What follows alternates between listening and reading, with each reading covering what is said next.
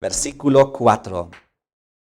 Y reposó el arca en el mes séptimo, a los 17 días del mes, sobre los montes de Ararat. ¿Y dónde estaban esos montes de Ararat? Si vemos el mapa nuevamente, ahí está Mesopotamia, ahí están los ríos Éufrates y Tigris. Miramos un poco más arriba y encontramos Ararat. En otras palabras, todo coincide perfectamente, inclusive la historia, la ciencia moderna con su arqueología, y los historiadores confirman que ahí se originaron las primeras civilizaciones de la humanidad. Y de esta manera vamos a ver ahora qué es lo que hizo Nimrod, porque él edificó, como ya hemos visto, la Torre de Babel.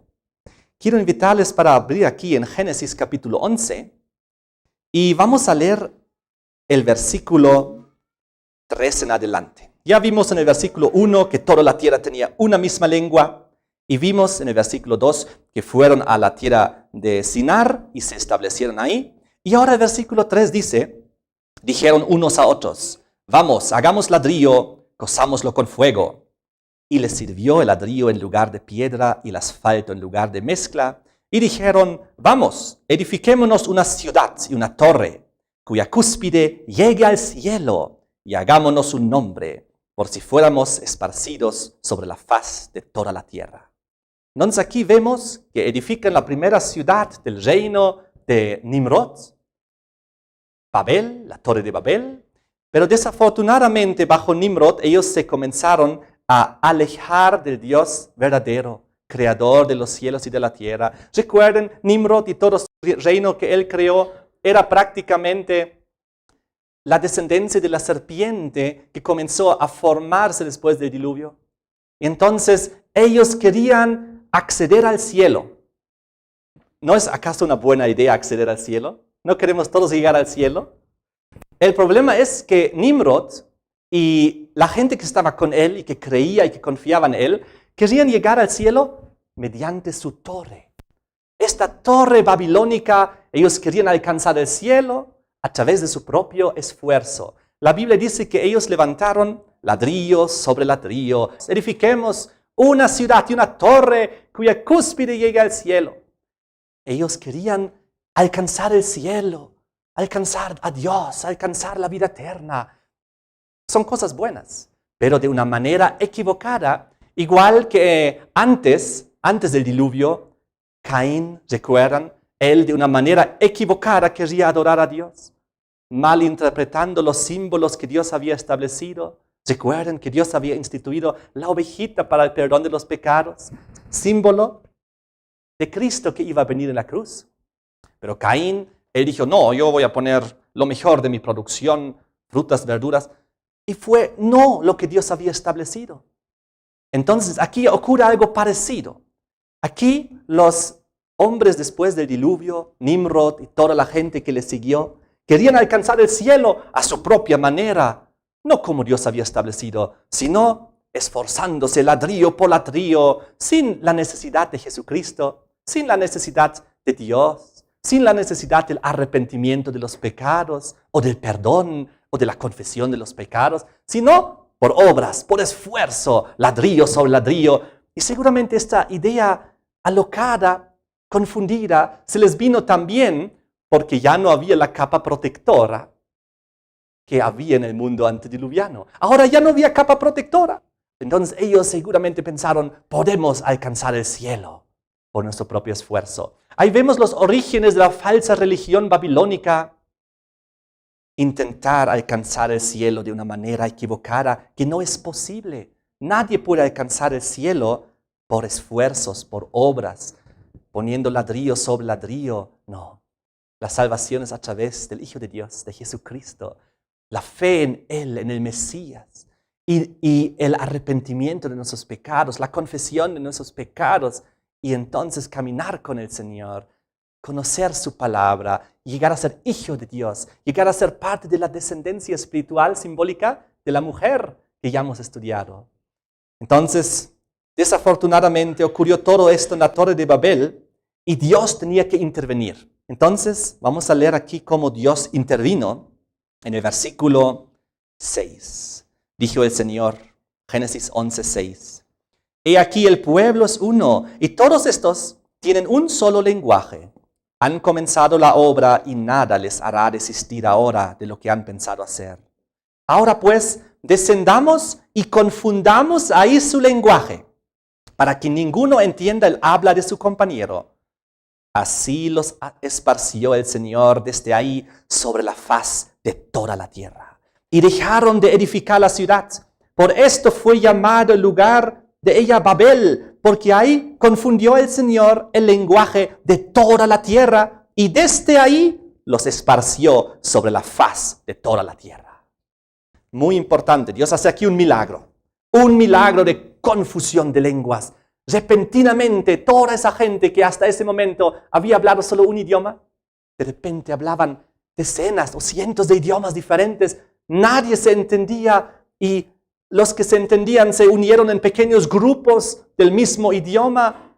Y entonces dice, ahí dejaron de edificar la ciudad. ¿Y qué es lo que hicieron desde ahí? Fueron esparcidos a toda la tierra. Y aquí hay un detalle que repite 2 veces.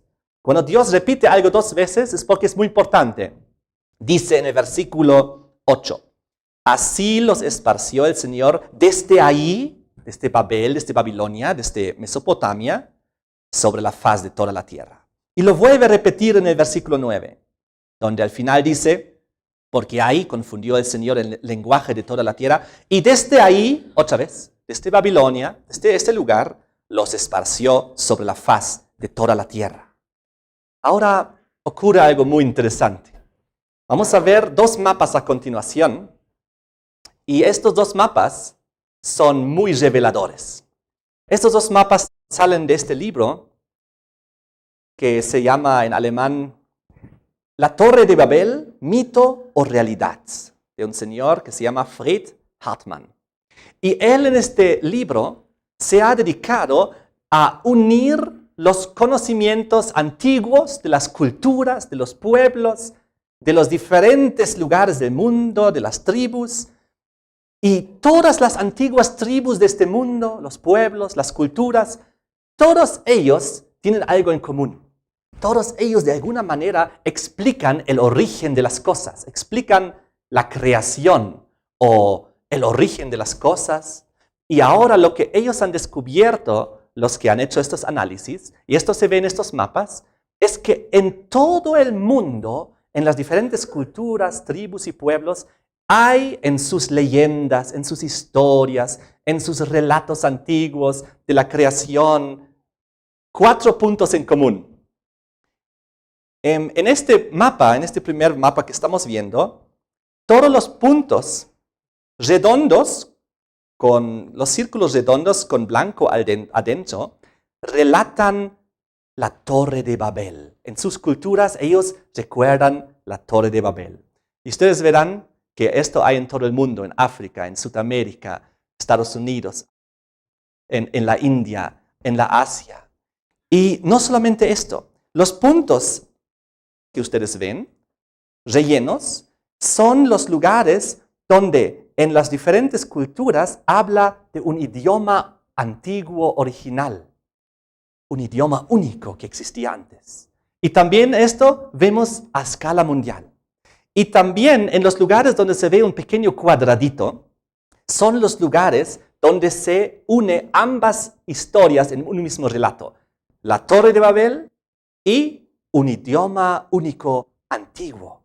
Entonces esto es sumamente interesante porque vemos que a nivel mundial, en las diferentes culturas y los diferentes pueblos, ellos en sus relatos, en sus leyendas, en sus mitos de la creación, del origen de las cosas, relatan que había una torre y relatan que había un idioma original. Y en algunas historias inclusive lo combinan los dos.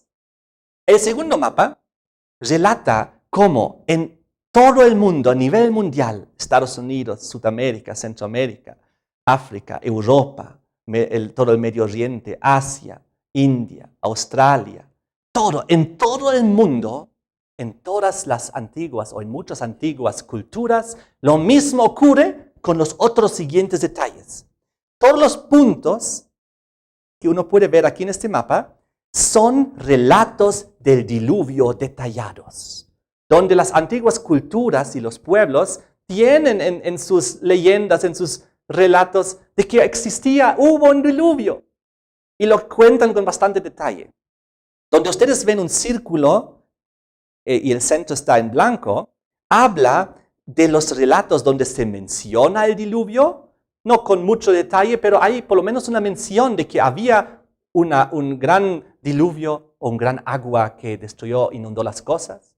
Y donde ustedes ven en el mapa una pequeña X, esto son los relatos, las leyendas, las historias antiguas de los pueblos donde mencionan un arco iris.